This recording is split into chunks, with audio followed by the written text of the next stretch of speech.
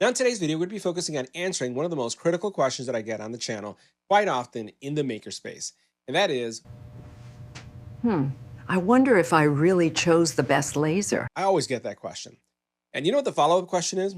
It's typically, what is the most profitable product I should be making with the laser that I pick? And that's a really challenging question because it's not as simple as picking a laser, and it's not as simple as scrolling through Etsy and finding a product that you may like. There's a lot more to it. So in today's video, we're going to be focusing on what laser should you purchase? And that's going to be an individual answer for each one of you. And also then what product you should focus on. And you're going to be surprised that the process is going to be a little bit different than you think. It's not about just picking the machine and then picking the product, because if you do that, you're going to fail. And I see so many people fail. I see so many people that buy lasers or buy any kind of maker tech and it sits on the floor. In many cases, there are people that don't even open the box because they're so intimidated or because they don't know where to start. So in today's video, we're going to cover several things. First of all, the laser that you should choose, the products you should focus on, and then also we're going to break down lasers, not just by capabilities, but we're really going to focus on ease of use, because that's also really important. How easy is it for you to use the laser so that you can go from laser purchase to laser engraving within minutes, if not seconds? So if you're interested in a topic like this, make sure you stick around. It's going to be a long one, but I'll break things down in chapters so that you can jump to each section and check things out. But I will tell you, if you watch the entire video, you're going to be making the right choice for you. And I'll give you a spoiler. Typically, the choice is more than one. Let's get right to it. Now, which is the right laser for you? That's a hard question to answer because it's much more than just a laser. Because as soon as I answer the question of which is the right laser for you, this is the next question I get immediately. And that is, what product sells the most? Those are the two questions that go in hand. What is the best laser? And then what products sell the most? And unfortunately, it's not as straightforward as saying, here's the laser and then here's the product. There's a lot more research that needs to be done. And what I've seen is many people will invest in lasers not knowing the right laser to choose and not understanding the right product, and they get really disappointed. Matter of fact, I see a lot of people who purchase lasers and they remain in a box and they never open them. They get dusty, and then they're looking to sell them because they chose the wrong laser. So what we want to do today is really help you understand, how do you pick that first laser, second laser, maybe you're growing your business, and then how do you pick the right product? And this is easier than you think. Check this out. The biggest thing that you need to focus on is not the laser and it's not the product. What you have to do is focus on your customer. Who is the person that you're going to be selling to? That's the number one thing. And it's really about really zeroing in and focusing in, like you can see here in this target. We're focusing in on who is the customer. Now, if you are doing this, depending on if you are somebody who is a hobbyist, there's different type of users out there. Regardless of who you are and the type of user you are when it comes to lasers, the very first thing you got to focus on is the customer. And the customer could be friends, it could be family, it could be individuals that you know. And you're going to see here that there's several examples of things or individuals that you can go after. For example, if you're a parent and your child is into sports, that's a great community to have as a customer base, because there's a lot of sports events. There's a lot of things that are personalized and tailored to kids and even teens and even those that are in college level when it comes to sports. The other thing that you have is teachers. It's not just the sports, but if you are a parent and you go to a parent-teacher conference, there's an opportunity for you right then and there when it comes to teaching. There is, in the teaching community, there's a huge need for personalization, recognition. There are events where the kids go away to camp or they go to a game. There's so many different things that you can choose when it comes to how you can personalize for those children. And then the other thing is realtors. So I wanted to give you an example because everybody knows a realtor. You either had one or you are one or you know one. And realtors are also a great community because they are about gift giving. And as you start getting into realtors, you start getting into the corporate space of things. Corporate gift giving is a real thing. Corporate gift giving is something that is reoccurring. So when you're doing corporate gift giving, what you'll find is that more and more people will have reoccurring or regular gifting that they're doing. And this is going to be a great opportunity for you as well. Nilda, for example, has a lot of realtor brokerage firms that are part of her customer base. that really look at gifting all their customers, and they want to have consistency when it comes to how they gift. So they have some really high standards when it comes to that. So the brokerages is something also that is really, really important. The other thing is just the general community. You're going to be able to find areas in the community that you'd be able to focus on. Now, you'll notice here on this slide that there's a couple things going on here. You have who your customer could be, but I'm also giving you some sample products that you can work with. And I've been giving you some examples right now. I've been sharing with you which products you can focus on. So for example, we talked about students. You have tumblers, you have bag tags, you have all these different things that commemorate an event, someone winning a specific tournament or a sports outing. There's a lot of stuff going on right there. When you start thinking about the actual, let's say, realtor space, and you focus on what they're doing, there's cutting boards, also known as charcuterie boards. There is also slates. There's a lot of things that you can do. So customer, then you focus on the actual product itself. Now, if you can figure out your customer and your product, understand this, you'll be able to expand. As you look at this list, you may start as a parent that is focused on sports, and that laser that you pick for that specific segment could expand to other segments when it comes to the products that you're going to be selling. But you have to start somewhere. So now that you've focused on who your customer is, what is the next thing that you need to figure out? And the next thing that you really need to think about is, what type of laser or maker are you? And this is another big challenge because I see people overspend or I see people underspend when it comes to the type of laser that they're choosing. You really need to think about who you are and what do you want to do in this space. And that's also a big deal because that's going to determine how you invest. Sometimes spending the money once is more important than spending the money twice or sometimes 3 times. So what we want to do is really focus on that. So think about this.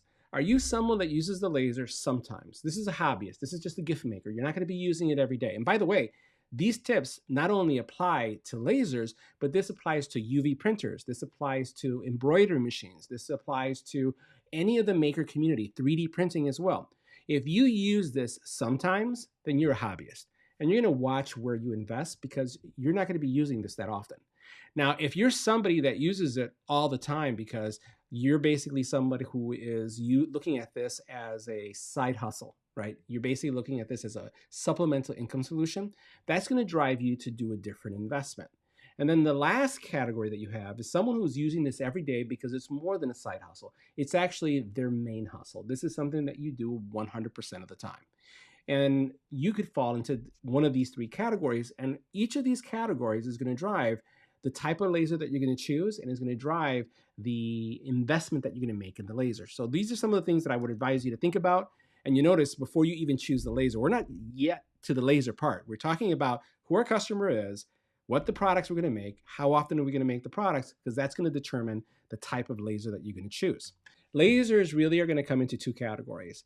You're going to have lasers that are like appliances, and then lasers that are for advanced users and large businesses.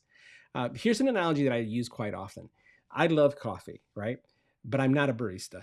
I can't do the mixing. I can't do the pumps. I can't do any of that stuff. I actually don't want to do that stuff. I want to be able to press a button and I want to be able to get a good cup of coffee. I love a good cup of coffee. So I'm going to want to have a great coffee machine that does espresso, does lattes, that does black coffee, but I want it to grind it and I want it to give me the best possible coffee I can get.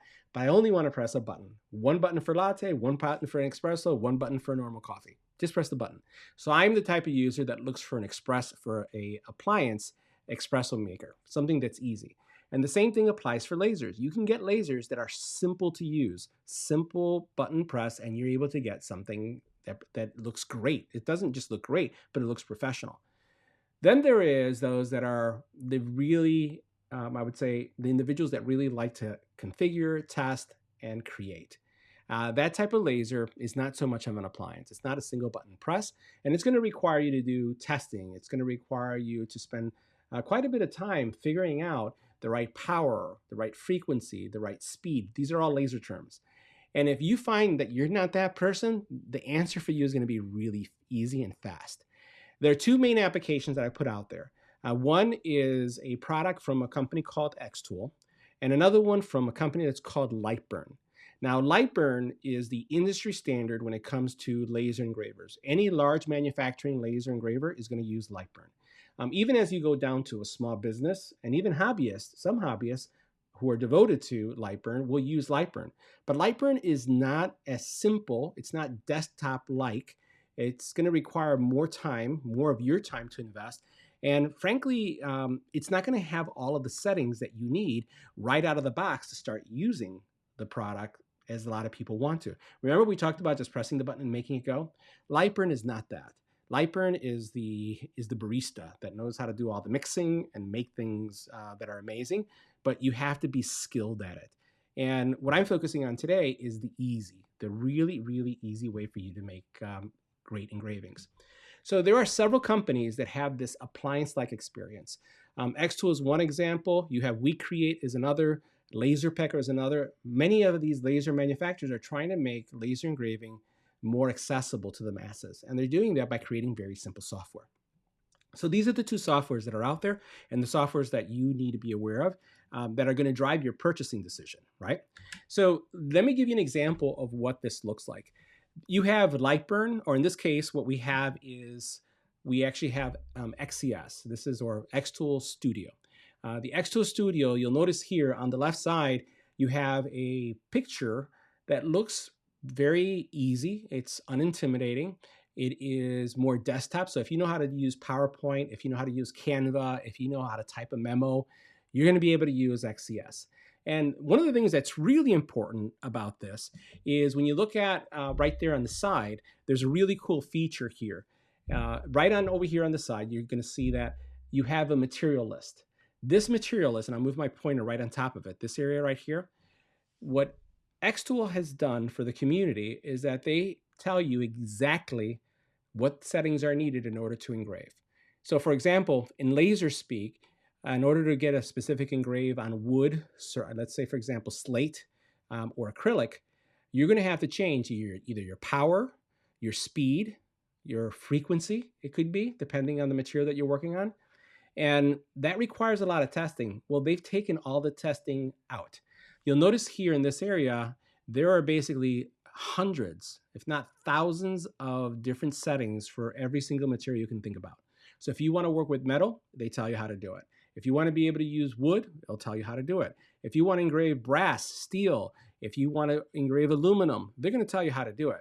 If you want to be able to do marble, any kind of material, if they have tested, it's going to be there. And this is a list that's ever growing and expanding. Remember how I talked about the appliance? So you don't have to worry about how many pumps of caramel you have to put in there. You don't have to worry about the dose of the actual, actually coffee, the type of coffee. You're just pushing the button and it's happening. And that's what makes xTool's creative space and xTool's products appliance-like and so popular. Right? So this is, if you're looking for the simplest laser that to use, and simple doesn't mean less powerful, we're just talking about easy to use, then xTool really has it down when it comes to the software that they provide. And the cool thing is that their software works across the entire ecosystem of lasers that they have. Now, I wanted to give you a sense of what then the actual Lightburn looks like so that you can see a comparison between the two. Now, this is Lightburn. Lightburn is incredibly powerful. I will tell you, I use Lightburn. And I use it every day. But I also use xTool's Creative Studio as well. Lightburn, super powerful, but I want to show you something here in the corner. You see this area right here? This right here is the material library. I'm going to go back. Notice how in xTool, it's full. It has all these categories. There's all this stuff in here. It is massive. When I go to Lightburn, notice how there's an empty box here. With Lightburn, you have to create your own material library. That means that you're doing the testing and you're going to spend countless hours doing this. Now, many laser manufacturers are starting to figure out that this is a barrier to adoption. And they're saying that the actual adoption for a new user or an intermediate user has dropped significantly because this takes a lot of time to figure out. So what they're starting to do is there's some manufacturers that I can share with you that actually are creating lists for you and providing those lists. The problem still is this. And we're going to go back to XCS as an example. In this case, the xTool Creative Suite or Creative Studio. xTool has the ability to update this list remotely. So every single time you go in and you look at a material, you're going to have the newest material. So if you've never engraved, let's say on olive wood, and now they have a setting for olive wood, there's nothing you have to do. It's going to show up and it's there. When you look at Lightburn, you're going to have to manually key that in. There's no update because this product here is a one size fits all, right? It's a one size fits all for all laser types. And you have to, based on the power of the laser, the brand of the laser, the lens of the laser, you need to figure that out.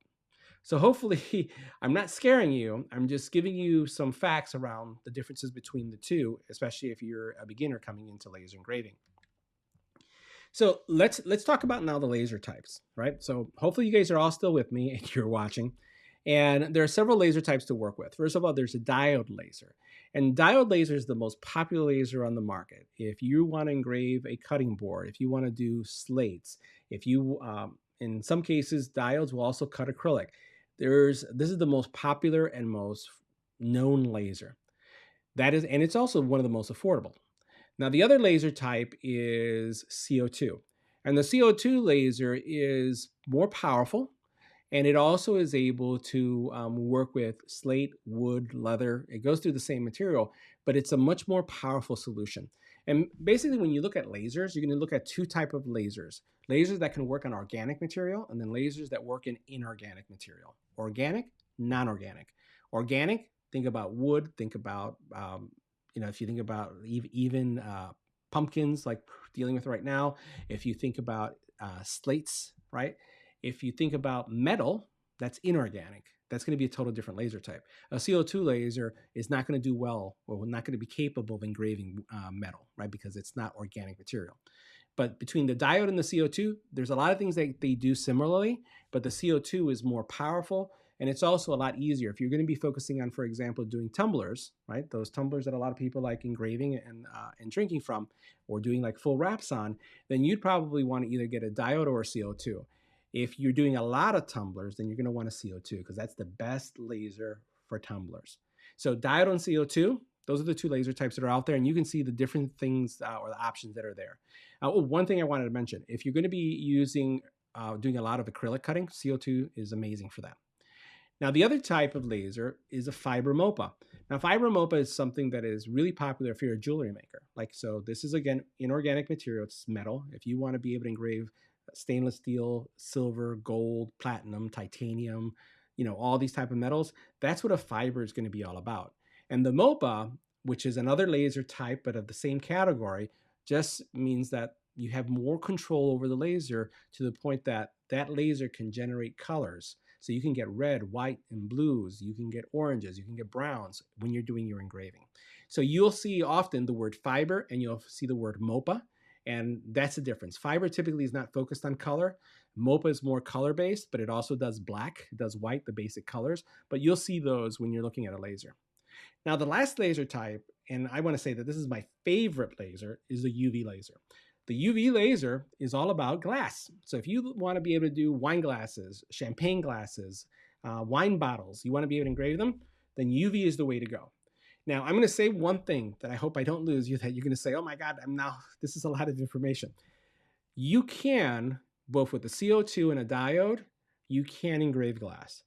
The big difference between those two and the UV is that with the diode, you're going to need some type of chemical process, paint, on the actual glass in order to get it to engrave.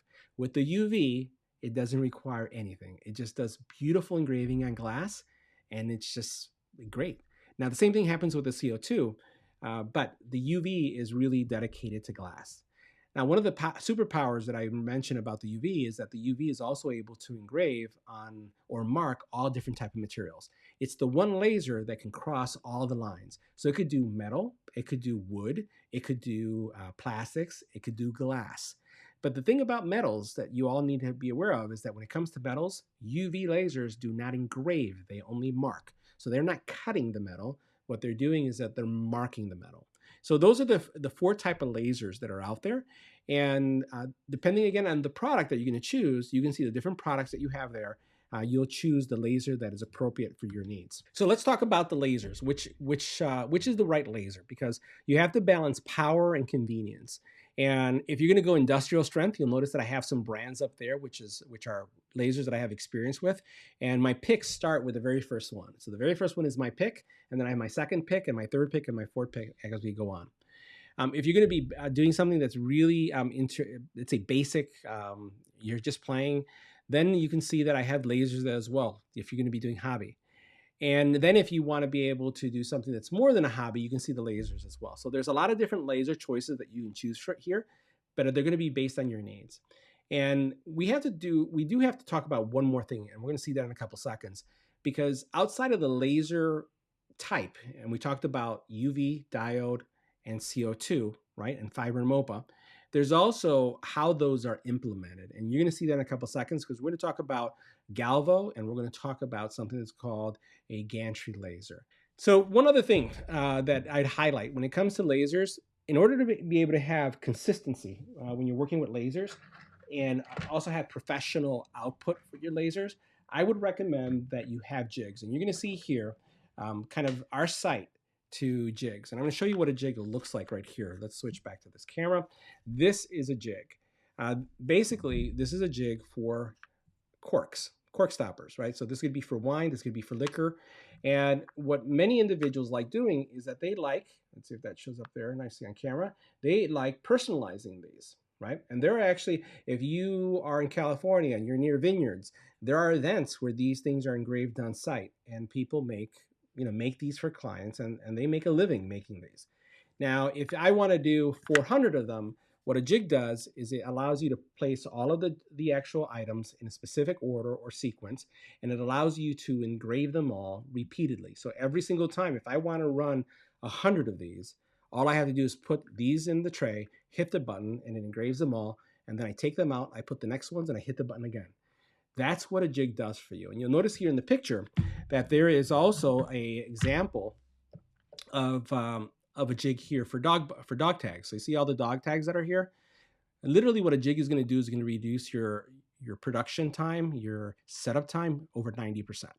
So if I want to do 100 dog tags, right, all I have to do is put the tags inside of this plastic piece and then run it, and then put another 25 or 50, depending on the size of the jig and the size of your laser, and I'm able to get through all of the laser engraving that you need to do.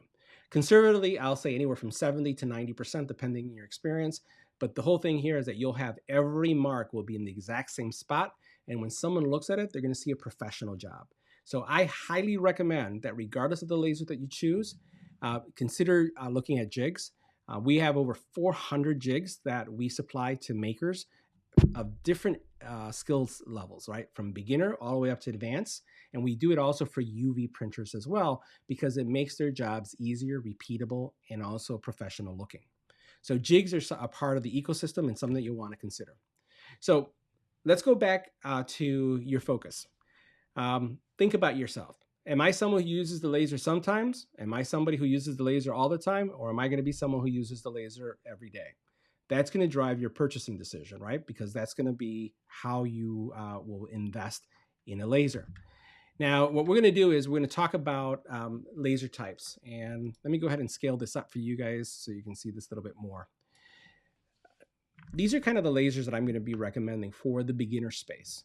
And beginner all the way up to intermediate, because there's some really powerful solutions here that are going to allow you to go from someone who is maybe even a hobbyist to someone who's using it in a side hustle to someone who turns it into a primary hustle. But I do see a lot of primary hustle people that will outgrow these depending on the size of the organization and how big they get. So that's just one thing to be warned. So the F2 series, I think, is an amazing, amazing line. And you'll notice that we have 3 lasers there. One of them is kind of shaded out a little bit because it's brand new and it's going to be released very soon. But xTool has the F2, which is a small portable laser. We actually have it in our studio and we've been testing it. And it basically allows you to take it on site to any event and basically engrave on site. You can also use this at home. The cool thing about these lasers is that each of these lasers have cameras, so you can see where you're putting the actual image that you're going to engrave. And all of them have smart software, easy to use software, that basically is going to allow you to not have to guess to do the engraving. Literally, you can pick up an F2, open it up, plug it in, launch the software, and engrave in seconds. No guesswork. That's what I'm talking about when it comes to ease of use. This is the appliance. So the F2 is really simple. You have the F2 Ultra, which is a great laser. This is a MOPA fiber. If you remember, we talked about those. So this is going to be giving you that ability to actually engrave metal, carve metal, do some beautiful metal work. But it also is a diode, right? So it basically has a diode. It's a dual laser. And a matter of fact, these three lasers, actually these two that are right here, not this one, these two are dual laser source. So this is going to do diode and fiber. This is going to be diode and MOPA. So this gives you both worlds. It gives you a lot of material to engrave. You almost can engrave anything. And if you want to do glass with these, you can, as long as you coat the glass with some paint. Very simple paint. You could do it even with a marker, and you would be able to get your glass engraved. Now, the other series I wanted to highlight is the F1 series. And the F1 series is the predecessor of the F2. Now, I bring them in because the F1, they're going to be, or they are at a great value. Even though they are a previous generation, they're not old. These are not like 10-year-old lasers. These are lasers that are maybe a year ago to 2 years ago old. And you can get them at a very significant price difference between these two, right? If I was gonna purchase, I'd go with the F2 series. But if you have budget constraints that you're working with, then I would consider the F1. F1 is just a little bit less powerful than the F2, and the F1 does not have a camera. Your F1 that you see here, Ultra, is slightly less powerful than the F2 Ultra, but it also is a dual source laser, and it has a camera. So there's a lot to like between these lasers. It all comes down to your budget. So my pick starts from, depending on your budget, from this side over, right? Starting with the F2 Ultra, and then when the F2 UV comes out, the F2 Ultra UV, I think that's going to be one of the most exciting lasers that xTool has launched because of the UV nature and how well it does with so many different material types. Now we're going to talk about another laser. Now these, what you saw up here, are called galvo lasers. They're very fast, they engrave quickly, and they take up very small area within your home or your business. Now, when you start looking at larger items, right? So if you've ever seen those realtor pictures where someone is holding up a sign that says, hey, they have a key and it says sold or bought, or, I'm an owner, there's all these things that they do. They're not using these small guys. This is great for jewelry. This is great for small cutting boards. But if you're starting to build larger products, or you're looking to cut acrylic for weddings, if you think about wedding signs, wedding stirs, all these other things, then you're going to want to step up to one of these two. The S1 series is a multi-source laser as well. The only type of laser that they don't have is a CO2 laser and a MOPA laser, but they do have, they can do metal, it could do wood, it also could do certain types of acrylic, and it also can cut acrylic of certain types as well. So there's a lot of flexibility with the S1 series, and we have an S1 as well. Now, my favorite of this type of laser that's a large, these are large. These are not going to be something that will fit on a small table, and typically you want a dedicated space for, is the P series. There is a P2, a P2S, and then a P3 from xTool. These are CO2 lasers. These are larger format lasers. So if you're looking at those big signs that you see people having, or if you think about large signs in front of someone's home, they're using a P2 to do this because the P2 has a larger bed and it also has a pass-through where you can pass large pieces of wood through and make enormous cuts. So if, again, you're looking for something large because your needs are large, then the P series is definitely where I would go. And if I had to choose between the P2 and the P3, I'd choose the P3. But you have to watch your budget. If your budget doesn't permit you to go with the P3, then go with the P2. Remember, we're going to have links to all the sales and deals that are going on in the description area. So take advantage of those deals. I hope this helps you with your laser journey. There's a lot of things that you can do. And if you notice, I never answered the question on what product should you choose to engrave, because you have to always start with your customer. Then choose the product, then choose the actual laser itself.